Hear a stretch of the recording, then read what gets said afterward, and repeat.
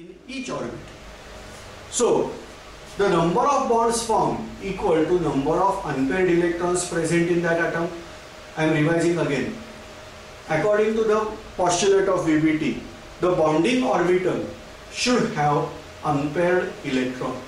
If one atom is having paired electrons and another atom is not having any electron, then bond is not possible. According to VBT, both the orbitals should have unpaired electron, and these orbitals should be of comparable energy.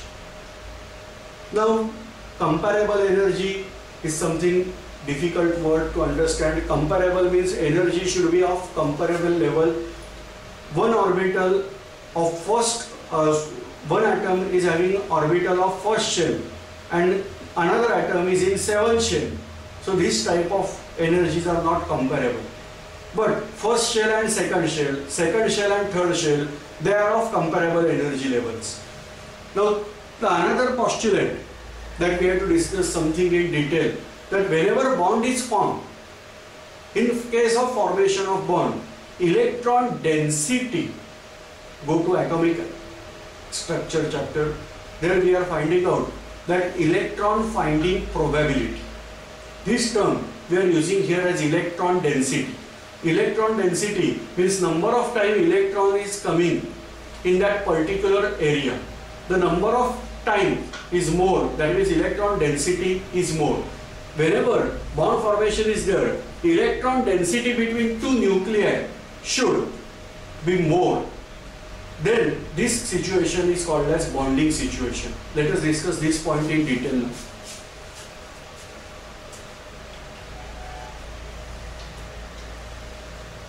This is one atom, this is another atom, this is nucleus of one atom, this is nucleus of another, this is the electron. While discussing the inadequacies of electronic theory of valency, this point was there, that nature of interacting forces is not clear. Now here, between nucleus of one atom and nucleus of another atom, both are having same charge. That means there is repulsion. Nucleus of this atom and electron of this atom, opposite charge, therefore there is attraction. Nucleus of this atom and electron of this atom, there is opposite charge, so attraction. Same way, nucleus of this atom and electron of this atom, attraction. Electron of this atom and electron of this atom, same charge, therefore repulsion. But what is VBT postulate? They should have unpaired electrons. When unpaired electrons are there, they are having opposite spins. Opposite spin will produce magnetic field in different direction. So electrically they can repel, and magnetically somewhat attraction is also there. No doubt it is very less, but still it is there. And therefore somewhat attraction and somewhat repulsion. Why repulsion? Because of same charge. Why attraction? Because of opposite spin, opposite magnetic fields are produced, and therefore somewhat attraction. That means there is minimization of repulsion between electron and electron if electrons are unpaired and they are of opposite spin. So this is called as nature of interacting forces.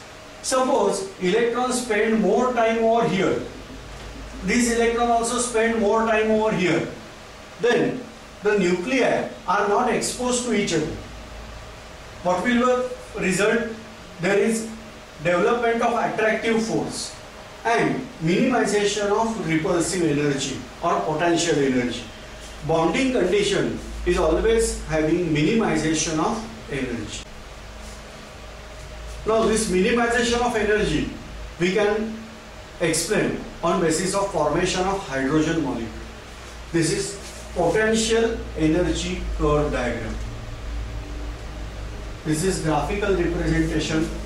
Let us imagine that two hydrogen atoms are at infinite distance. Infinite distance means they are so away from each other that there is no interaction between these two. I am revising the word hydrogen atoms, not hydrogen molecule. Hydrogen atom means this is H and this is H. They are at infinite distance. There is no interaction. So potential energy is zero. This is our x-axis. This point lies over here where there is no interaction.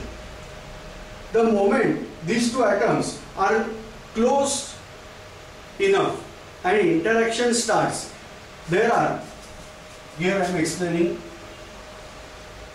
this is electron and this is electron. This is clockwise spin, this is anti-clockwise spin. One electrons are there and they will try to arrange themselves in between two nuclei. The result is that you will find that henceforth there is continuous decrease in potential energy till there is perfect overlap between hydrogen and hydrogen. This is minimization of energy. This is higher the potential energy, lower energy, and this is zero condition. But then onwards suddenly we will get shoot up.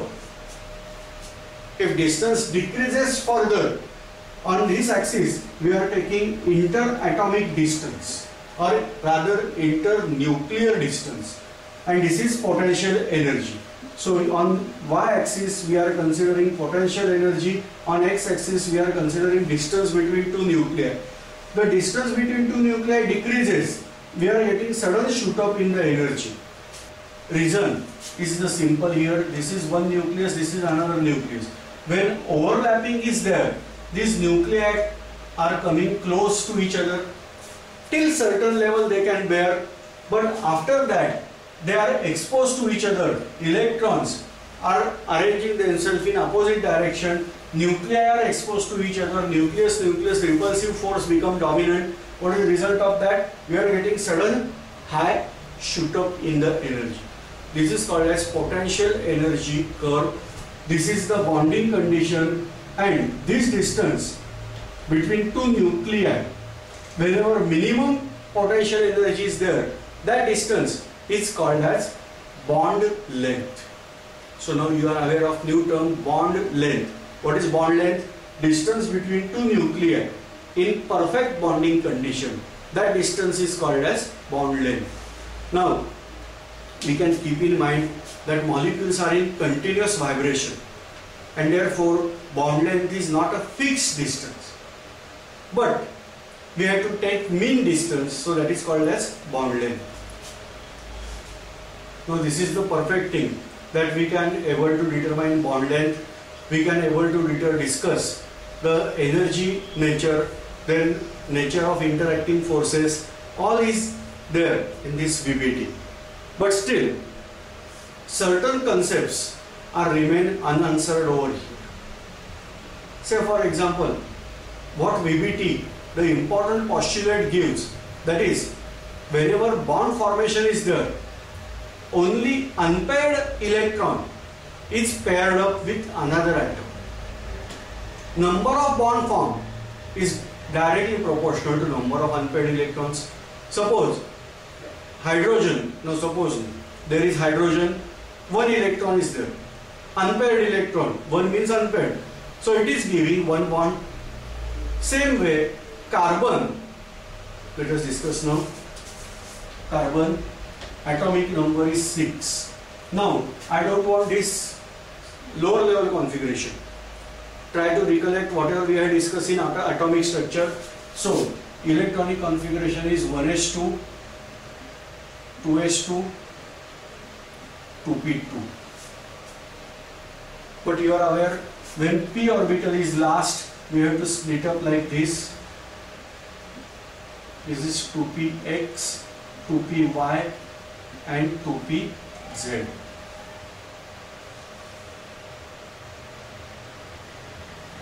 One electron enters here, one electron enters here. This is according to Hertz's rule of maximum multiplicity. Electron tries to remain unpaired as far as possible. So, number of unpaired electron in carbon atom 2.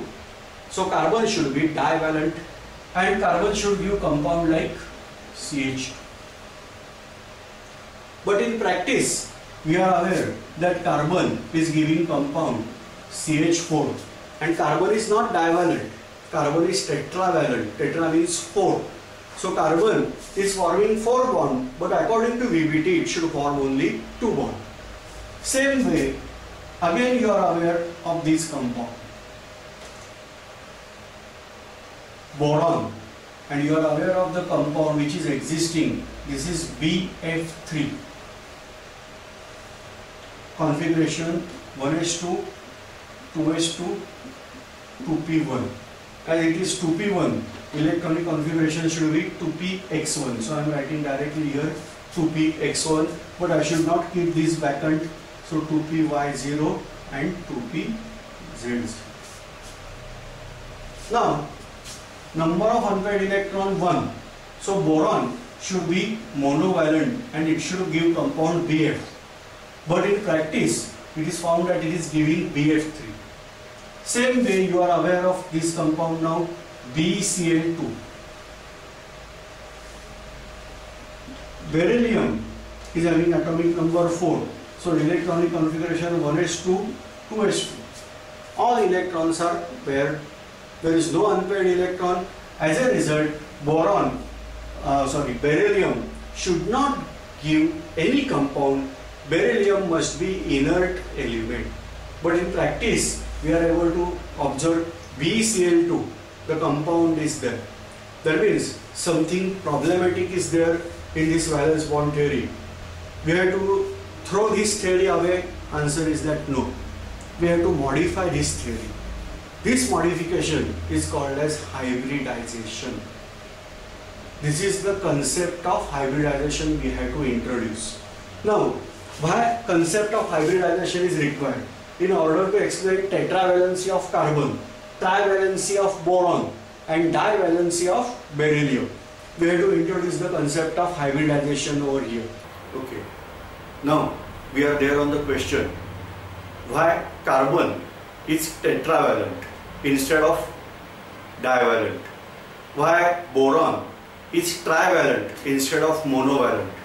And why beryllium is divalent instead of inert? Let us start this. For that, we have to introduce a concept of hybridization. We have discussed that this divalency, trivalency, tetravalency, that is not explained on basis of VBT. Same way, certain bond angles, they are also not explained on basis of VBT. Like water, the practically found bond angle of water is 104.5, whereas according to VBT, the bond angle should be 90. Let us discuss this point. But before that, we have to discuss some overlaps. When bond is possible, what are the overlaps possible, that we have to discuss. Now, first type of overlap, that is called as SS overlap. This is coordinate system. Here we are discussing s orbital.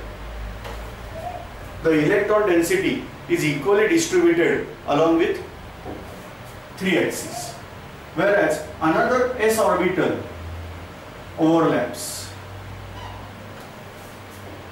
This is called as SS overlap. What is the practical example of this? This is the formation of water molecule. There is one hydrogen and another hydrogen. So hydrogen-hydrogen bond. Because configuration of hydrogen is 1s1, configuration of this hydrogen obviously 1s1. So bond between S and S. Therefore this is called as SS overlap. Another overlap possible, that is PP overlap. What is P and P overlap? So suppose this is one p orbital. Remember, we have discussed the p orbital is dumbbell shape, that is directed along with x-axis. Then we are calling it as px orbital. If it is directed along y-axis, we are calling it as py. And if it is directed along z-axis, then we are calling it as pz orbital. So here we are overlapping p orbital with another p. This is called as PP overlap. But certain changes we had to make over here, because whenever bonding takes place, now you are aware that electron density between two nuclei increases. We are aware that when bonding takes place, electron density between two nuclei increases, and therefore this p orbital develop electron density more in this direction where bonding is possible. So here I have shown that both the lobes are of equal size, but the lobes are of unequal size. This is minor lobe and this is major part of lobe. Same way here. So this type of overlap is there. Now if overlap is along x-axis, we have to say px overlap. If overlap is along y-axis, we have to say py overlap, and so on. So here, second overlap we have discussed, that is pp overlap. Example, you can take any halogen. Halogen means fluorine, chlorine, bromine, iodine. So out of